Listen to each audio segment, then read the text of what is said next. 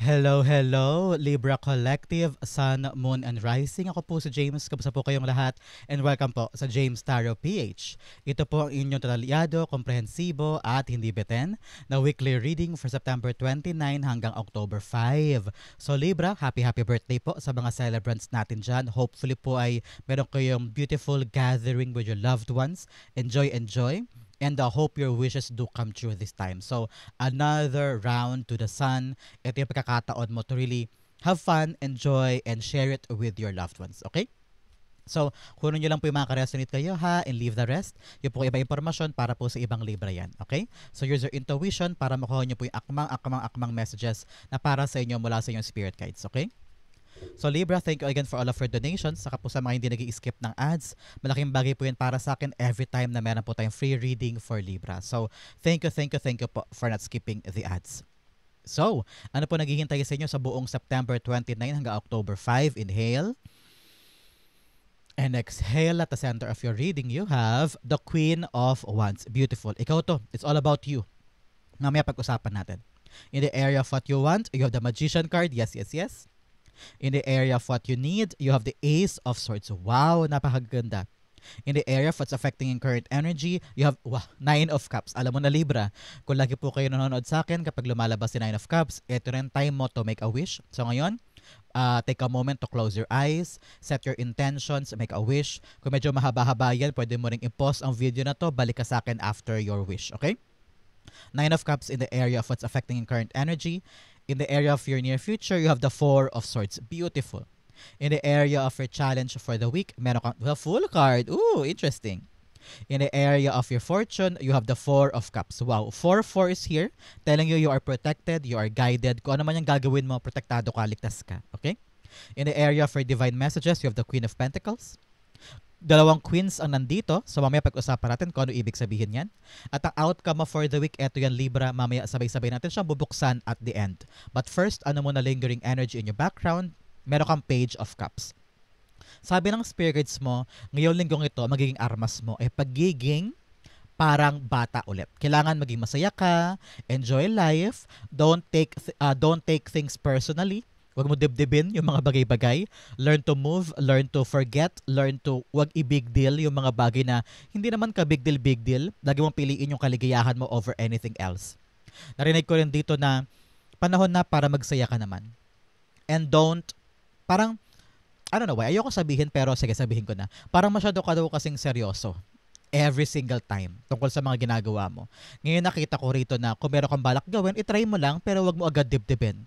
Wag mo agad isipin na final na to, kailangan okay na to, kailangan pasok na, kailangan perfect. Hindi eh. Sometimes you need to be adventurous. You need to be playful, no? Parang narinig ko dito, time to relax and let loose and let go. Yan ang bala mo this week para malagpasan mo ang linggong ito, okay?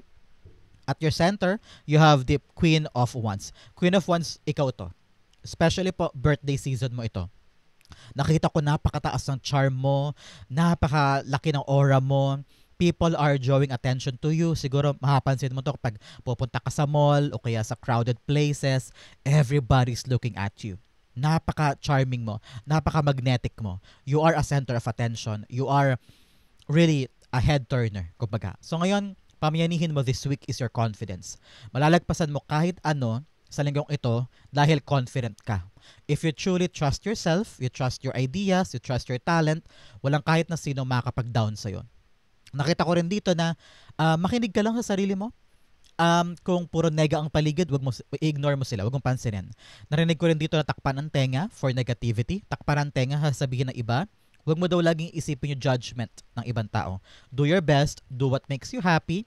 Always think positive and be adventurous. Be happy. Enjoy your life. It's your life, no? I-enjoy mo yan. Napakaganda for you. Queen of Wands, you have the Moon card. Yes. The Moon card's all about you navigating life kahit na parang hindi ka sigurado, no?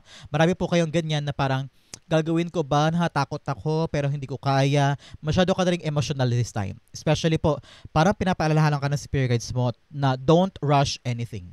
Okay? Especially po sa ginagawa, sa kinikilos, sa abutin, sa trabaho. Narinig ko na if you're having this emotional decision because moon card's all about emotions, hidden feelings, or finding the truth, finding solace, ganyan. So, magkaroon ka ng pull between rational decision and then emotional needs. Marami kang needs ngayon na medyo natatrample dahil napaka-emotional mo. Sabi dito, avoid over-communicating with someone. Masyado kang nagkasalita, masyado kang alam mo yun, yung parang lahat na lang na laman-laman na puso mo, sinasabi mo na. Nakita ko rito, learn to have a restraint. Mag-restraint ka muna and control your emotions. Hindi lahat ng tao na pinagkasabihan mo ng emosyon mo ay makakatulong sa'yo. Some of them, baka i-chismis ka lang o gamitin yung mga sinabi mo against you. Kaya ngayon, have some restraint. Pigil, control, especially when it comes to your emotions. Kailangan maging matalino ka this time, but also be confident. Nakita ko kaya mo lagpasan kahit malabo. There are things na very unclear. For other Libra naman dyan, there are things na very unclear. And then, sabi rito, if you are confident and trusting yourself, kahit medyo malabo pupuntahan mo, kakayanin mo. Kahit parang hindi ka sure, halimbawa, a-attend ka ng isang party, hindi ka sure kung okay ba yung damit mo, kung baka pagtawanan ka, baka wala ka makitang friends, baka ma-out of place ka. If you are so confident, hindi mo iisipin yun. Sabi mo, mag-enjoy ako doon. Pupunta ako doon, I will just enjoy myself. Hindi ako mahatakot kung mapahiya ako. Hindi ako mahatakot sa sasabihin ng ibang tao. I'm gonna do this kahit na hindi ako sure. Parang ganyan. In the area of what you want, you have the Magician card here. Sabi rito, you want to do something. And especially po, malakas ang loob mo this time dahil element mo to eh. You're in your season, Libra season. So, talagang malakas ang kumpiyansa mo. Because ito yung mga panahon na yung araw ay papasok sa sign mo, sign ni Libra, talagang nakaikot na yung araw sa daigdig natin. I mean, tayo pala umikot sa araw. So, para bumalik na ulit yung sign mo sa sun. So, ano ibig sabihin yan? Na ito'y time for you to have new ideas, new project, new intention, no? Personal reset ito. Yung mga bagay before na parang hindi mo gustong gawin o hindi mo pa nare-realize na kaya mo, ngayon parang gusto mo nang subukan. Gusto mo nang i-try. Ito rin yung time for you to set intentions. May mga manifestations ka ba? Ito yung great time for you to do so. Kasi birthday mo to. Birthday season mo. So, if you have wishes, intentions, manifestations, kayang-kaya mo siyang maabot. At kayang-kaya mo siyang dalhin sa iyong realidad. Kaya, ngayon, don't be afraid to start something new or to build something new or to try something else and manifest because it will be a powerful time for you.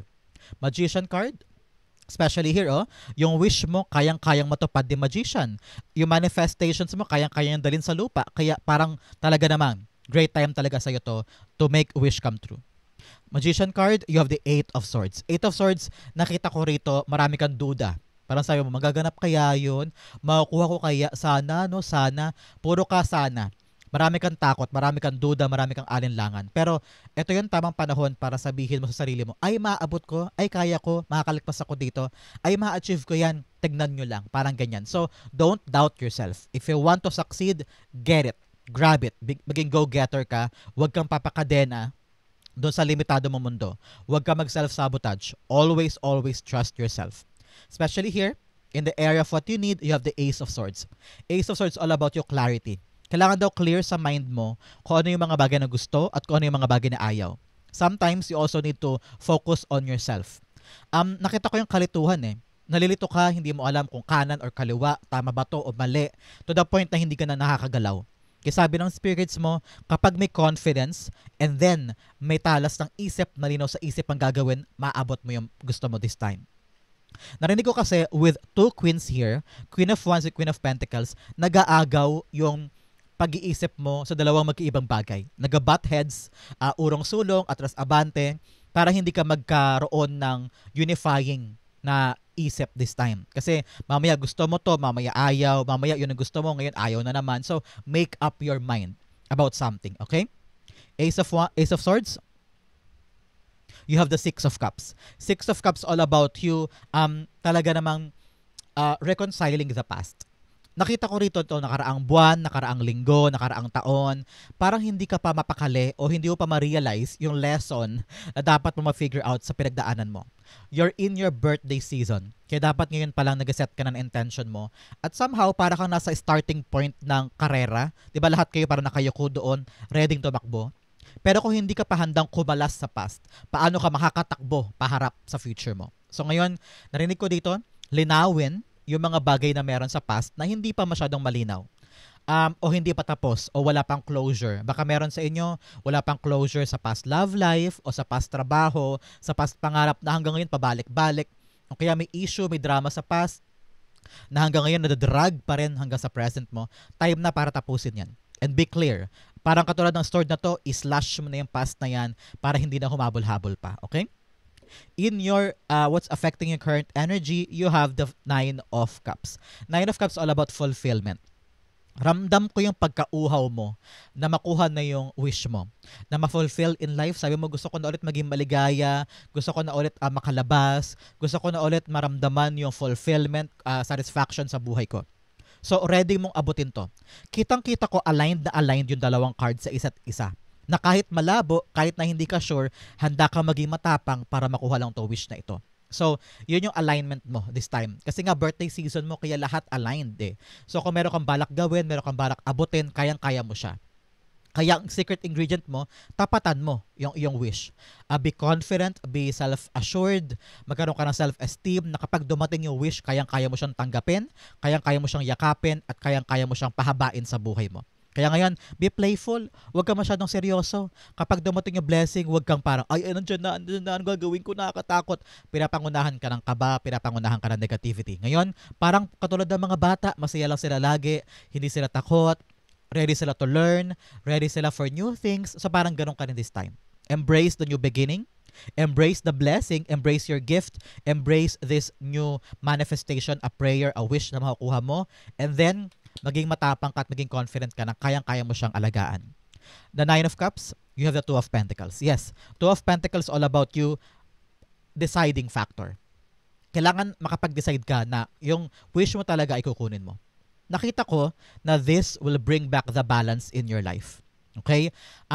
Narinig ko na parang alam mo na kapag dumating na tong wish mo na to, balance na ulit ang buhay. Halimbawa, ako pag nakabili na ako ng bahay, alam ko sure na kami, okay na kami, stable na kami.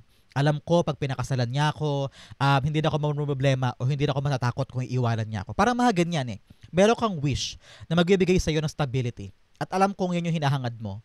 Kaya mo nga winish yan eh. Kasi alam mong pupuno yan sa iyo eh. So ngayon, be decisive. Kailangan talaga action-oriented ka.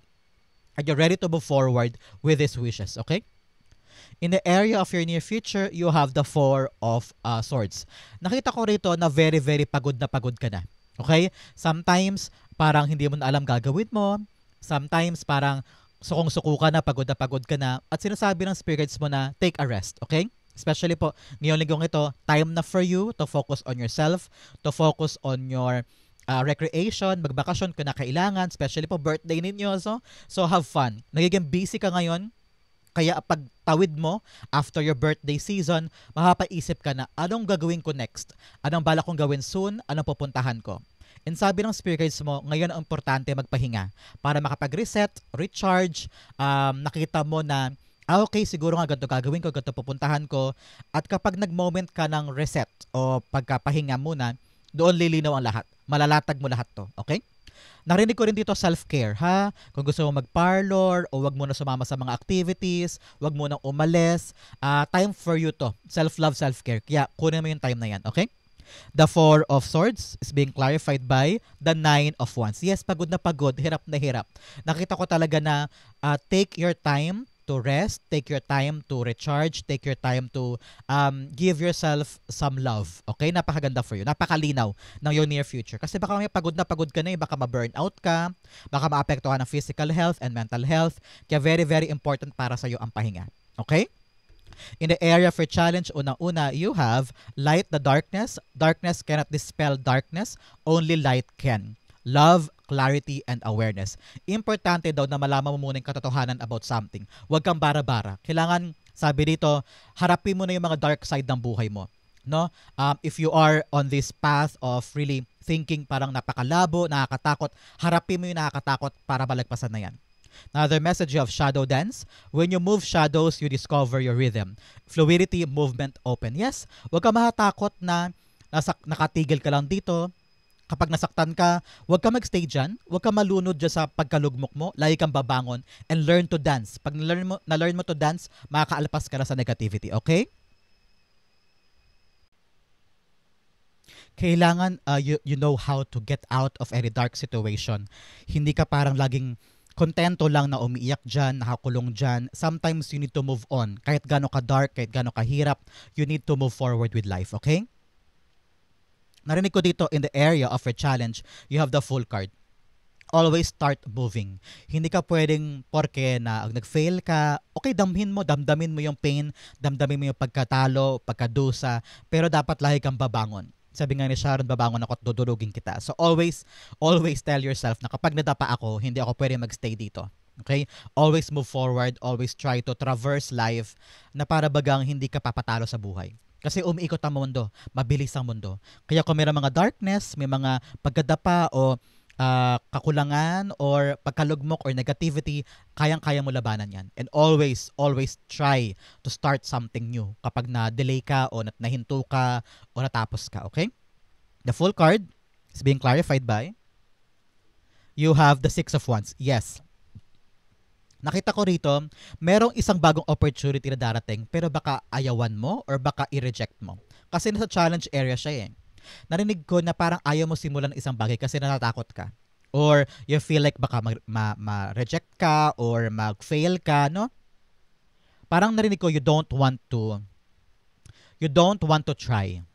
Kasi you're afraid of the consequences. Pero nakita ko rito, this is something victorious kung talaga ipupush mo. Narinig ko parang ilang beses mo na itong ni-reject. Kaya sabi mo, hindi ko nakikita ang sarili ko dyan or hindi mo nakikita yung future mo with this endeavor. Kaya ayaw mong simulan. Sa ma-view, ramdam mo na parang hindi ka pa handa o masyado mo kasi dinidibdib. Narinig ko na parang wag mo na masyadong pag-isipan. Just go with the flow. Try it. Subukan mo lang. Maaring ito na yung bagong simula for you to succeed. Okay? In the area of your fortune, you have release control, surrendering to the journey. Yes, pakawalan mo daw yung talaga yung pagkontrol sa isang bagay. Sometimes, minsan wag mo na pag-isipan, maging bata ka ulit, enjoy the process, just do what you can, do your best, at wag mo na masyadong dibdibin. Some of you parang kinokontrol ang outcome, kailangan nakasunod sa plano, kailangan tama yung aksyon. Pag masyado kang perfect, hindi mo may enjoy yung buhay. Kasi lahi ka magkakamali, normal yun. And just traverse the life with lightness, with love, with no expectations, pero hopeful ka. Okay? Now, the message you have, navigating by the stars, follow your bliss. Yes, kaligayahan mo, sundin mo, kunin mo, puntahan mo. Huwag kang papapigil kahit kanino. In the area of your fortune, you have the Four of Cups. Fortune area, ibig sabihin, meron kang hinihiling talaga na makukuha mo this time. Meron kang wish na parang matagal ka naghintay, very, very disappointed ka na, malungkot ka na parang ano ba yan, bakit hindi ko makuha, bakit hindi mapasakin. Ngayon, andyan na, ipagkakaloob na sa'yo. Kaya kailangan alert ka.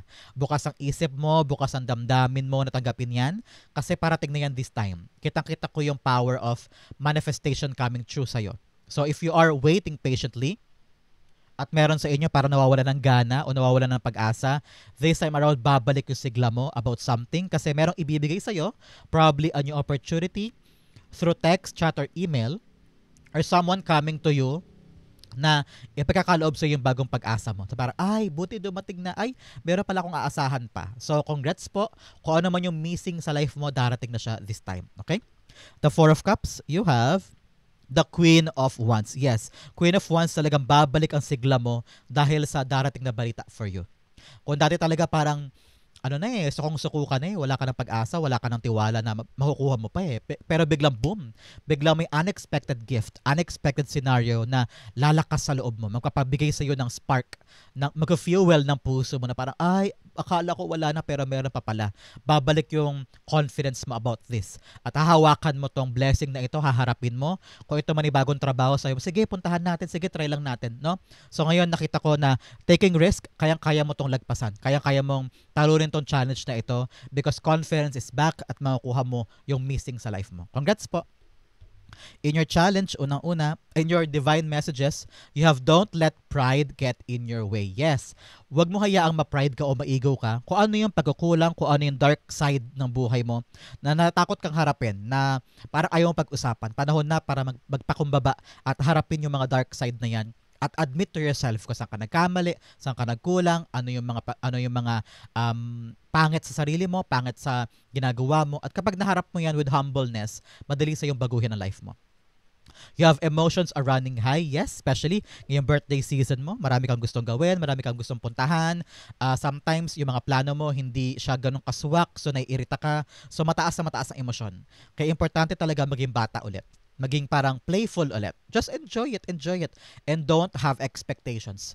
Just go with the flow at everything will be fine. In your divine messages, you have the Queen of Pentacles. Sabi dito, nurture what you have. Pamilya, no? Be centered, establish yung routine, and create sense of peace and security pagdating sa pamilya mo. Kung ano yung pinapangalagaan mo, mga anak, magulang, kapatid, trabaho, negosyo, passion project, nurture that. Alagaan mo na parang baby. Kung ano yung pangangailangan niya, ibigay mo agad. Huwag ka malilingat, huwag ka madidistract, huwag kang pabaya, huwag kang kampante para patuloy na lumago yung pinapalago mo. Okay? With the Queen of Pentacles, you have the Three of Cups. Meron daw mga taong makakatulong sa'yo pagdating sa pag-aalaga na ito. Narinig ko rin na learn to have fun while you're protecting your valuables. Okay? It will go hand in hand. Libra ka pa man din. So, balansehin mo lang. Learn to have fun, enjoy your life. Yung mga maliliit na tagumpay at malalaking tagumpay, dapat sila celebrate yan. Halimbawa, sa negosyo, biglang nadagdagan ng 3 customer. Okay yan. Celebrate that. O kaya sa trabaho mo, biglang pinuri ka ni boss. Celebrate that. So, ngayon nagiging grateful ka sa mga bagay na meron ka. At pinagpapasalamat mo kay God yung mga bagay na natatamasa mo.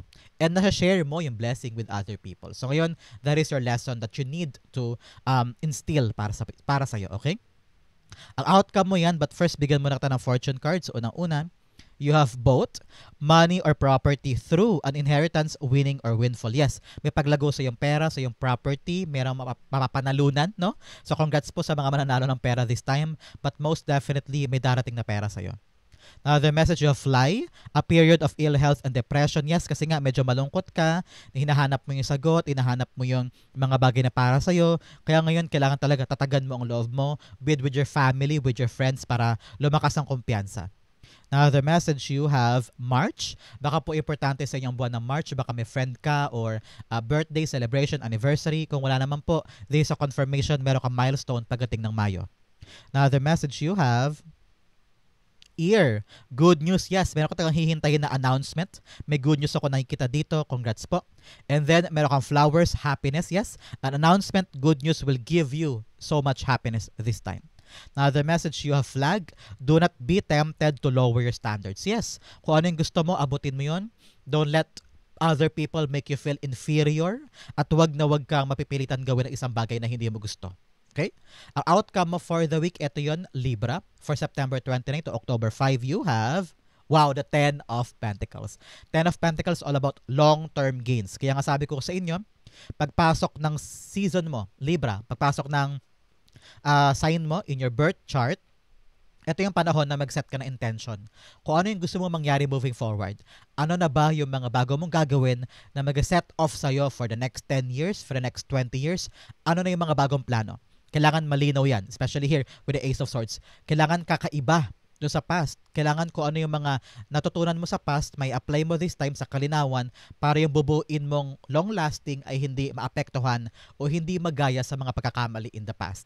Nakita ko rito, no time for temporary ha, yung mga temporary na mga gimmick-gimmick o mga bagay na uubo sa oras mo na walang halaga. Panahon na para paglaanan ng oras yung mga pangmatagalan. Okay? 10 of Pentacles. The Two of Swords, yes. Time for you to make a choice. Kung bibitawan na yung isang bagay na temporary para makapag-focus sa pangmatagalan. Halimbawa, meron kang negosyo, meron kang trabaho, pamilya. Naisip mo yung trabaho mo, per tawag lang naman, hindi consistent, edi mag-focus tayo sa negosyo. Kasi kung ito ang gumagana, ito ang lumalago at may kita, edi ito yung ikip mo sa life mo. Narinig ko na stick to what works. Kung ano yung gumagana, kung ano yung talagang working sa life mo, doon ka kumapit. Kasi doon yung pangmatagalan mong kita, pangmatagalang success, and pangmatagalang prosperity. Ngayon, open your eyes. Don't guard yourself too much kasi pag lagi mong pinoprotektahan ng sarili mo, hindi ka nakakaisip ng tamang action moving forward. Hindi ka nag-grow. Kung gusto mo daw mag-grow ang isang bagay, dapat decisive ka. Handa kang aksyonan, handa kang mag-decide, at handa kang upuan para makita yung tamang aksyon para matapos agad at mag-move forward agad. Okay? Be decisive para mag-grow ang life.